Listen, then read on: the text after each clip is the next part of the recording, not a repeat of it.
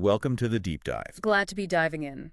We're cracking open a really fascinating collection today, H.G. Wells's Tales of Space and Time. Yeah, from right around the turn of the 20th century, a pivotal time. Absolutely. And these stories, they just leap across cosmic distances, vast stretches of history.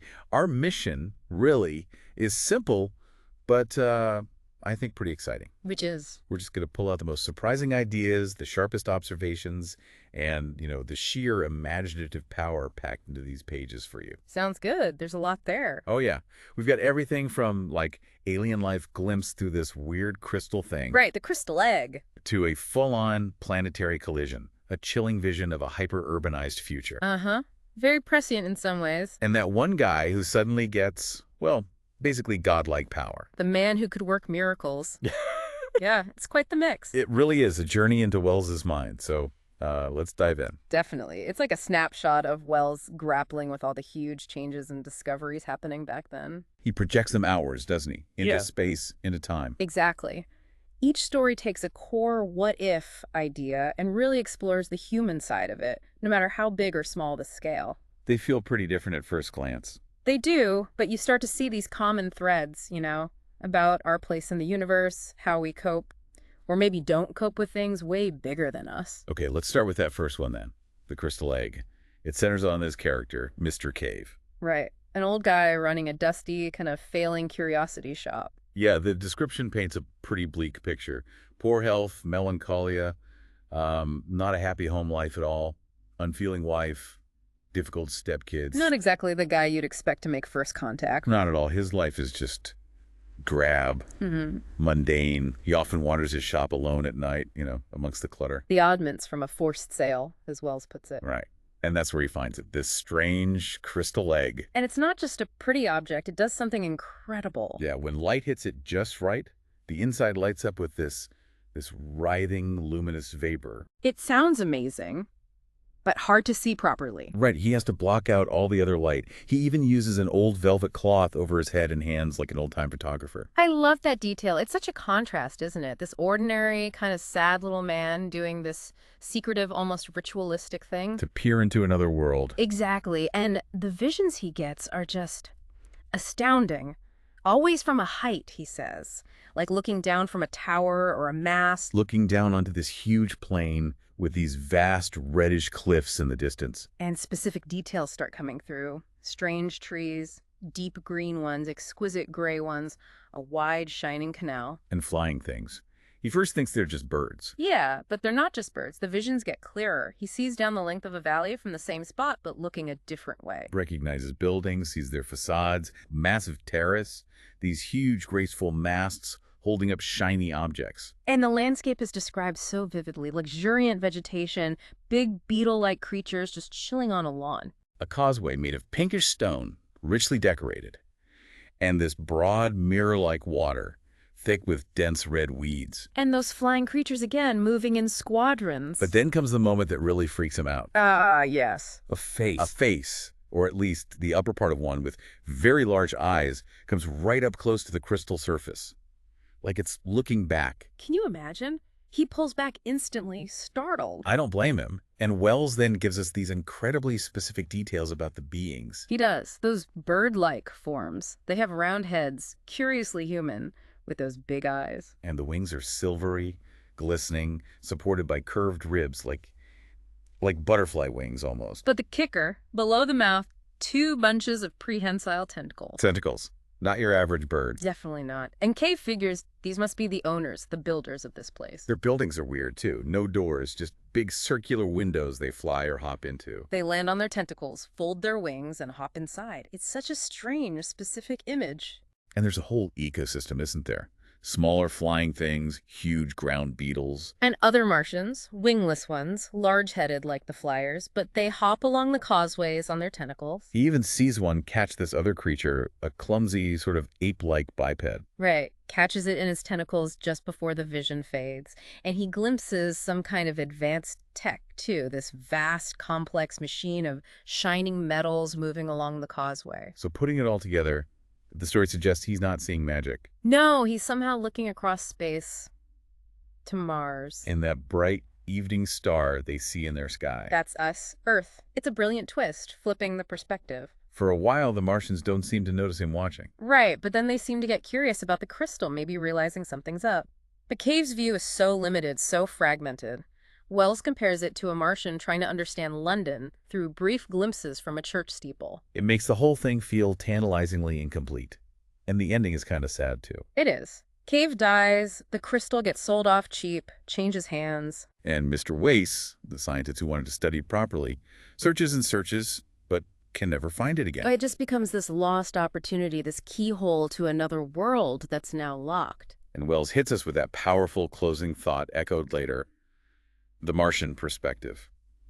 Looking back at Earth, millions of miles away. And seeing our biggest catastrophes as just what a little damage Earth sustained after a near miss. Puts everything in perspective, doesn't it? That sheer cosmic distance. It really does. Which actually leads us perfectly into the next story, The Star. Ah, yes. From a glimpse of another world to a full-blown cosmic catastrophe heading our way. It starts dramatically. This great white star just appears suddenly in the western sky. And it's not subtle. Everyone sees it. Scientists with telescopes, sure, but also police officers, crowds in the street, workmen, sailors. You get this sense of rising tension in the observatories, suppressed excitement, rising almost to shouting pitch. Because they figured out pretty quickly, don't they? This isn't just a star. No, it's something else. A rogue planet, maybe another body, that's smashed into Neptune. Wells calls it the destruction of a world. 2 planets turned into one incandescent fireball. Yeah, that's now heading towards Earth. Yeah. And it gets bigger and brighter incredibly fast. Over just 5 days, night becomes like a second day. And the effects on Earth start almost immediately, and they are devastating. First, this massive unseasonal thaw, ice caps melting, snow vanishing everywhere. Rivers swell, flood their banks carrying debris, trees and the bodies of beasts and men.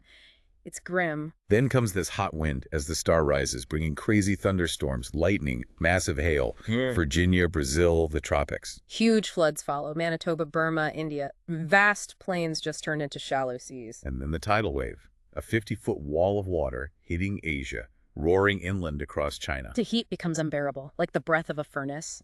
The ocean turns black and steams. Volcanoes erupt violently. Japan, Java, all across East Asia, spewing ash, steam, lava. And the earth itself starts to shake. Constant earthquake shocks. Amidst all this, how do people react?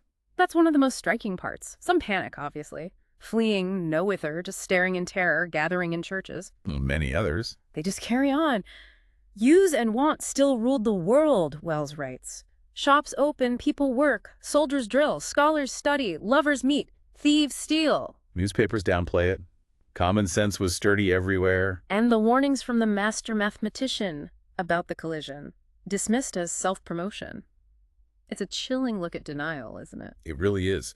That contrast is terrifying. The universe is ending, basically, and people are worried about the morning commute.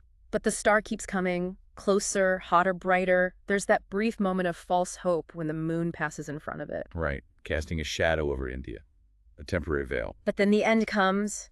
The sun seems to rush up from the east, and then star, sun, and moon all converge, rushing across the sky together. It must have been horrifying. The aftermath sounds like pure chaos. Clouds, thunder, lightning, this unbelievable downpour of rain. Torrents of mud where the volcanoes erupted, water streaming off the land for days, leaving behind just mud-silted ruins, debris, dead bodies. And the earthquakes continue for weeks, months. And then Wells brings back that Martian perspective again. Yeah, observing Earth's catastrophe from millions of miles away. And simply noting what a little damage had occurred. Maybe a bit of shrinkage of the polar ice caps. Wow. It just hammers home that sense of scale again. Our apocalypse is just a blip on their cosmic radar. Exactly. Utterly humbling. So, from that cosmic scale, we take this huge jump forward in time for the next story, a story of the days to come. Right, into the 22nd century, a world completely reshaped by technology. Wells traces this progression, right? From railways and telegraphs through steamships, farm machinery. To the future's Edomite roads, motors, flying machines. It's a future defined by massive, almost overwhelming urbanization. Cities like cliffs, he says. Unprecedented size. The old suburbs are just gone, swallowed up. And the countryside, it's basically depopulated, turned into this vast, hyper-efficient farmland run by a single food company. Only 4 towns left in England, apparently. The infrastructure sounds intense. Those Edomite roads, some super durable stuff, allowing vehicles to hit over 200 mile per hour in special lanes. Covered cities, climate control, electric heating, I know. ventilation. It's all very controlled. And traditional life, gone. Households replaced by massive hotels, no domestic servants, even farm workers live in the cities and commute out. This creates a really stark, rigid social structure. Yeah. At the top, property owners, enormously rich by accident. They own everything. Below them, this huge mass of workers for giant companies like the labor company. And squeezed in the middle, this dwindling, precarious middle-class officials, managers, professionals, the minor rich, always afraid of falling down. And the culture reflects this division. Refined manners up top, but deep, uncrossable class lines. Different dialects even emerge. And a sort of culture designed specifically to keep that gap wide. Old faiths are gone, replaced by weird, esoteric perversions among the elite. It's into this world we meet Denton and Elizabeth. Young couple, middle class, in love, but broke. Can't afford to marry or live together properly. And they look back at the past, even Wells's time, with this intense romanticism. If only we had lived in those days, thinking Victorian Whitechapel was somehow romantic. Which is kind of ironic, given the realities of that time. Their desperation pushes them to do something drastic. Yeah, they decide to just leave, escape the city, try to live simply in the empty countryside.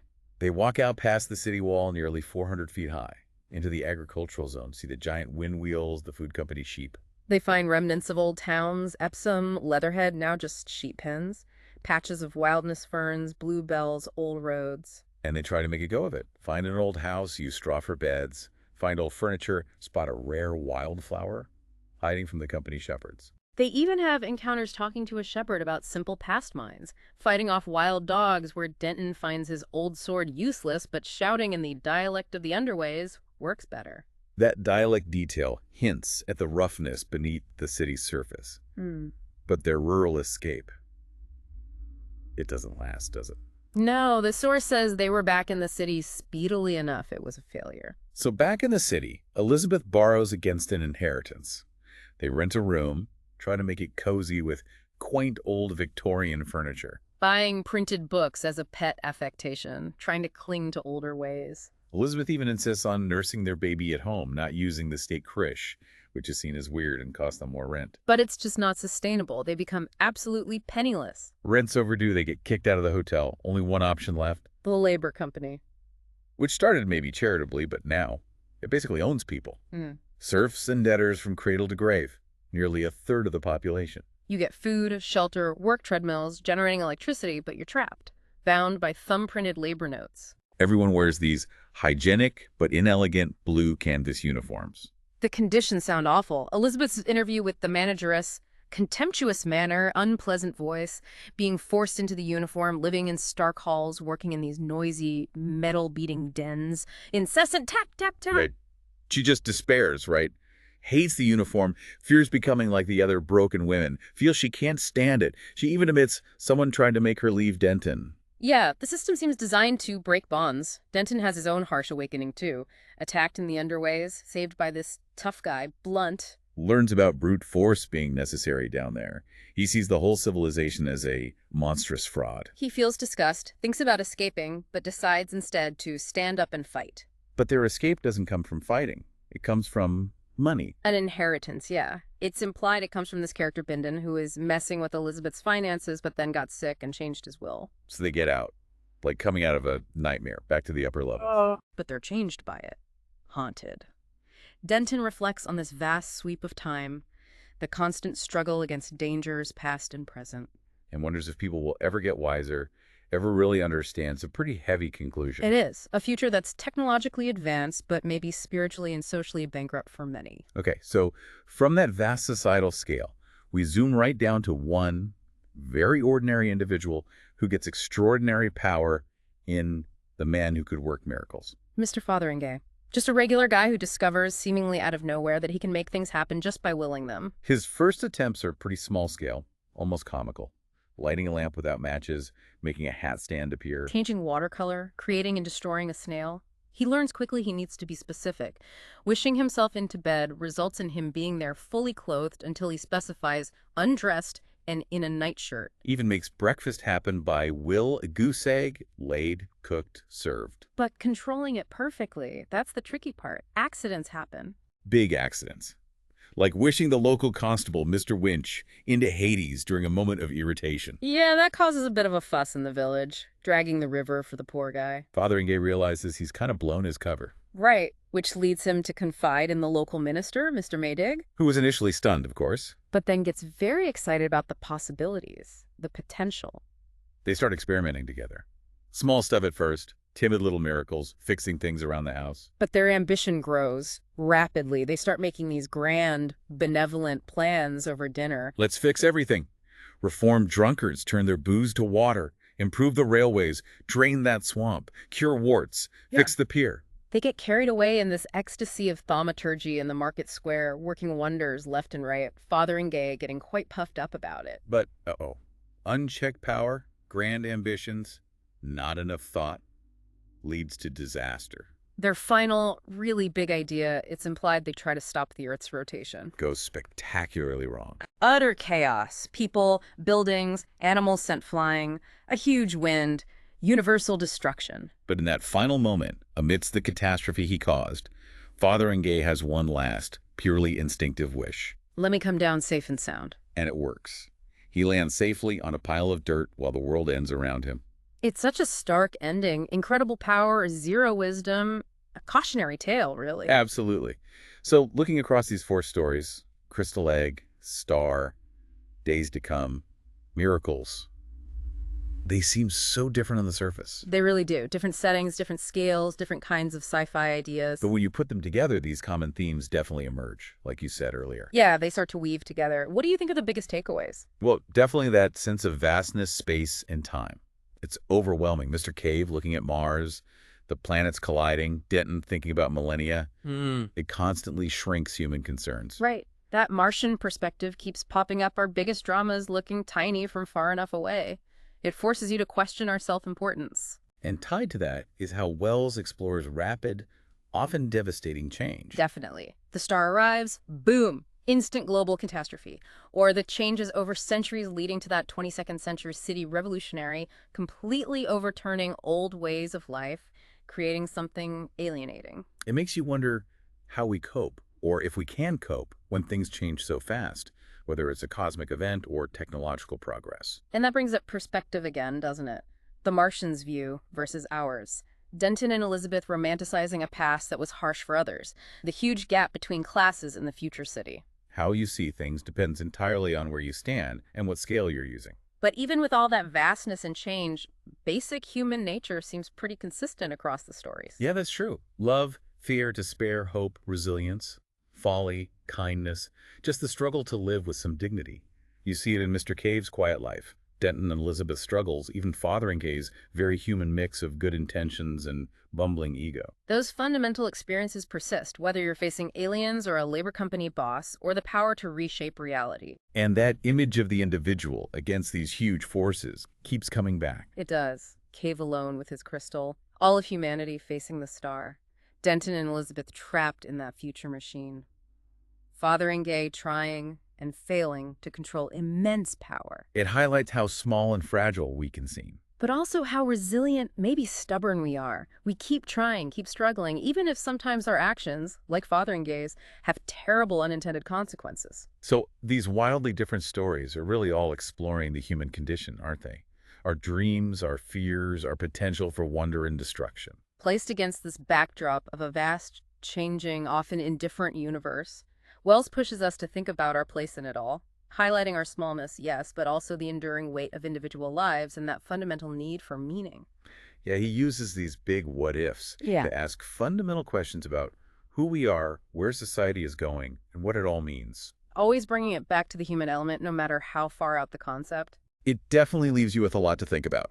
We've gone from Mars to future London, seen planets destroyed and miracles go wrong, all through the eyes of fairly ordinary people in extraordinary situations. It's classic Wells, grounding the fantastic and relatable human experience. So maybe the final thought for you listening is, considering all this vastness, all this change, doesn't matter. Do our struggles, our triumphs, really count in the grand scheme of things as Wells presents it? Or is our perspective just too limited? Maybe we can't see the bigger picture. Something to ponder, perhaps, next time you look up at the stars, or just think about the changes happening around you right now.